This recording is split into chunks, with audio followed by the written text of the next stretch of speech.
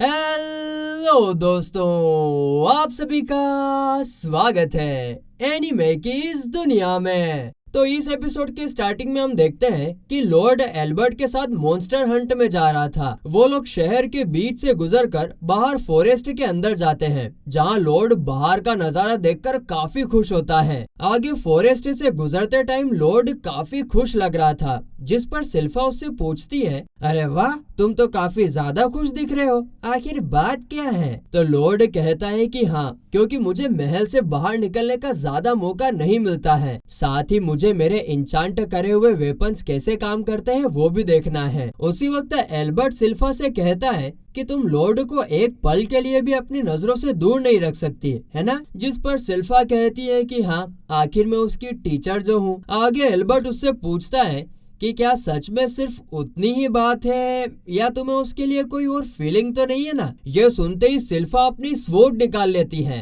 अरे नहीं, गुस्से के कारण नहीं। वो कहती है कि लगता है कि हम पर अटैक होने वाला है। तभी उन पर कुछ मॉन्स्टर्स चारों तरफ से हमला कर देते हैं। तो एल्बर्ट के गार्ड्स उन मॉन्स्टर्स से फाइट करने के लिए जाते हैं। वहीं इस तरफ ग्रीम लॉर्ड से कहता है कि मुझे पता है कि तुमने इन्हें पहले से ही सेंस कर लिया था। जिस पर लॉर्ड कहता है कि हाँ, क्वी टेक्निक सीखने के बाद मैं बड़ी आसानी से अपने आसपास की चीजों को सेंस कर पाता हूँ। तो वही दूसरी तरफ हम देखते हैं कि एल्बर्ट के गार्ड्स उन मॉन्स्टर को एकदम बड़ी आसानी से कटाकट काट रहे थे, और ये देखकर सब लोग काफी ज्यादा हैरान थे, क्योंकि ये सब लॉर्ड के उनके वेपन्स को इंचांट करने की वजह से हो रहा था। और उसी वक्त प्रिंस एल्बर्ट लॉर्ड के सर पर हाथ रखकर कहता है कि मेरा भाई तो सच में कमाल का है यार। और इस पर सिल्फा भी हाँ में सर हिलाती है। तभी अचानक से एक मॉन्स्टर लॉर्ड पर अटैक करने के लिए सामने आ जाता है, लेकिन इससे पहले कि लॉर्ड एल्बर्ट या सिल्फा उस मॉन्स्टर को मारते, ताओ वहां आकर उसे एक किक मारकर दूर फेंक देती है। अब ताओ को एकदम से देखकर लॉर्ड हक्का बक्का रह जाता है, इसलिए अनजाने में वो उसका नाम लेकर बुला देता है। ये सुनकर ताओ लॉर्ड के पास आती है और पूछती है कि तुम अभी क्वी टेक्निक का इस्तेमाल कर रहे थे, है ना? साथ ही मुझे ऐसा लगा कि तुम रॉबर्ट हो, और तो और तुम थोड़ा थोड़ा उसके जैसा दिखते भी हो। ताओ ये सब बोल ही रही होती है कि तभी सिल्फा पीछे से आकर कातिल भरी नजरों से देखते हुए उससे कहती है कि प्रिंस लॉर्ड के इतने पास मत जाओ, वरना अच्छा नहीं होगा। इसके बाद उन दोनों की आंखों ही आंखों से लड़ाई होने लगती है। तो उन दोनों को रोकते हुए, अरे थांबा, रुक जाओ। एल्बर्ट ताओ को अपने साथ मॉन्स्टर हंट में चलने के लिए बुलाता है, जिसके साथ ही ये सीन यहीं पर शिफ्ट होता है। अगले सीन में जब वो लोग लेक के पास पहुंचते हैं, तो एल्बर्ट ताओ को थैंक्स बोलते हुए कहता है कि तुम्हारी मदद की वजह से हम इतनी दूर आ पाए। वैसे मेरा नाम एल्बर्ट है और मैं सालोम किंगडम का सेकंड प्रिंस हूँ। अब जैसे ही ताओ को पता चलता है कि एल्बर्ट एक प्रिंस है, तो वो काफी ज्यादा हैरान हो जाती है और सोचती है कि ये प्रिंस एल्बर्ट भी रॉबर्ट जैसा दिखता है,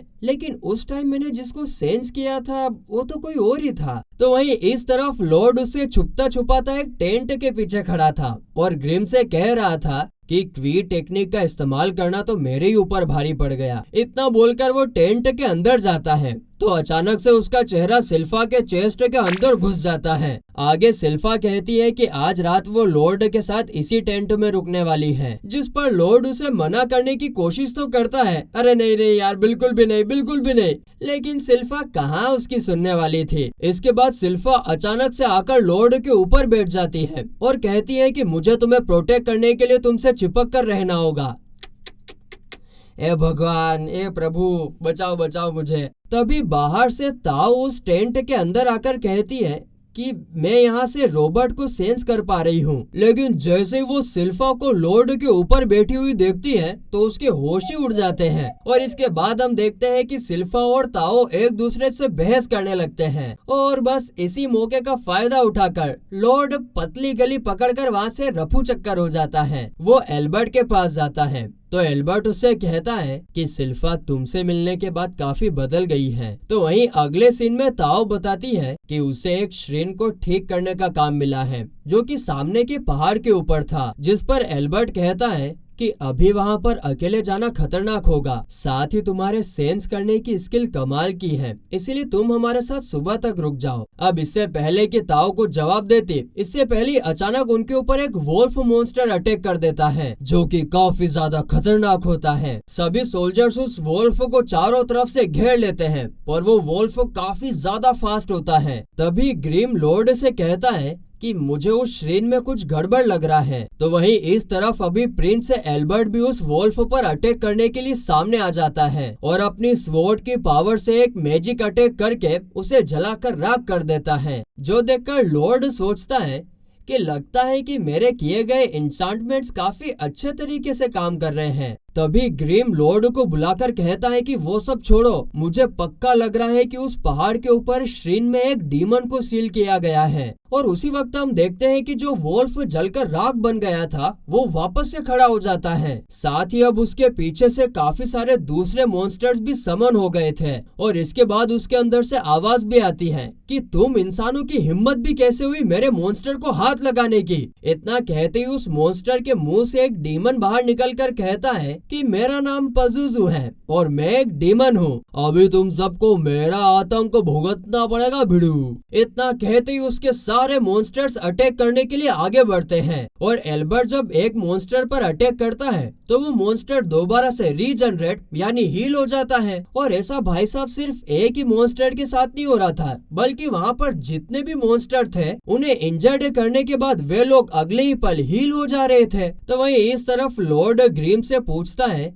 कि क्या ये वही डीमन है जो श्रीन से आजाद हुआ है और क्या तुम इसके बारे में कुछ जानते हो? जिस पर ग्रीम बताता है कि हाँ बिल्कुल जानता हूँ, ये डीमन अपने मैजिक पावर को दूसरे मॉन्स्टर्स में भेजकर उन्हें कंट्रोल कर रहा है और ऐसा करने से ये सारे मॉन्स्टर्स उसके हाथ की कठपुतली जैसे बन जाते हैं और इसी वजह से इन पर जितना भी अटैक करो वो तुरंत रीजनरेट कर लेते हैं। अब यह सुनकर लॉर्ड ग्रीम को अपने कपड़ों से बाहर निकाल देता है और कहता है कि चलो अभी मुझे भी ये मैजिक सिखाओ, जिस पर ग्रीम उसे सिखाने लगता है। तो वहीं इस तरफ पजुजू एल्बर्ट के सोल्जर पर हंसते हुए कहता है ये तो काफी ज्यादा कमजोर है यार और इन्हें मारने में तो मुझे ज्यादा टाइम नहीं लगेगा। साथ ही वो दूध पीता बच्चा और उसे संभालने वाली सफेद बालों वाली लड़की किसी काम की नहीं है। वैसे उस बच्चे की दिक्कत क्या है भिड़ू, क्या उसने क्या पैंट में सूसू कर दिया है क्या? और ये सब बोलकर पजुजू और जोर जोर से बाके फाड़ने लगता है, मगर ये सुनकर इधर सिल्फा का गुस्सा सीधे 7वें आसमान पे पहुंच चुका होता है। इसीलिए वो चुपचाप पजुजू के सामने जाकर खड़ी हो जाती है और कहती है कि तुम जैसा मक्कार डीमन जो कि एक दूसरे मॉन्स्टर के मुंह के अंदर छुपा हुआ है वो कुछ ज्यादा ही बड़बड़ कर रहा है, लेकिन प्लीज तुम अपने मॉन्स्टर का मुंह बंद कर लो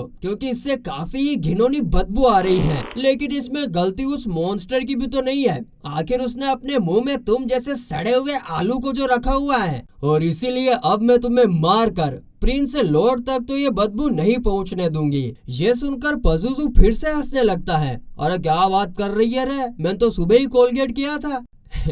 मजाक। और फिर वो कहता है कि तुम्हें शायद अंदाजा नहीं है, लेकिन मैं अपने मॉन्स्टर को जितना चाहे उतना हील कर सकता हूँ और इसका मतलब यह है सॉरी कि इन्हें मारना नामुमकिन है। अब हमारा पज्जू इतना पकड़ पकड़ कर ही रहा था कि सिल्फा उससे कहती है कि मैंने अभी तुम्हें अपना मुंह बंद रखने के लिए बोला था ना, लगता है तुम्हें बात समझ नहीं आती। ये सुनते ही पजुजू उसके ऊपर अटैक कर देता है, लेकिन इससे पहले सिल्फा पजुजू के चारों पैर को काट देती है। अब इसके बाद पजुजू अपने आप को हील करने लगता है, मगर तभी बाकी सभी मॉन्स्टर भी मूव करना बंद कर देते हैं और साथ ही वो रीजनरेट होना भी बंद कर देते हैं। और ये देखकर इधर एल्बर्ट समझ जाता है कि जब पजुजू खुद को हील कर रहा होता है तब वो बाकी मॉन्स्टर को हील नहीं कर सकता है। तो वहीं दूसरी तरफ अपना लॉर्ड ग्रीम के सिखाए हुए मैजिक को पूरी तरीके से सीख चुका होता है और तभी वहाँ पर सिल्फा और पजुजू फाइट करते करते पहुंच जाते हैं। आगे फिर सिल्फा लॉर्ड के एक इंचांट करे हुए स्वॉर्ड को पकड़कर उससे फाइट करने का डिसाइड करती है। तो वहीं पजुजू कहता है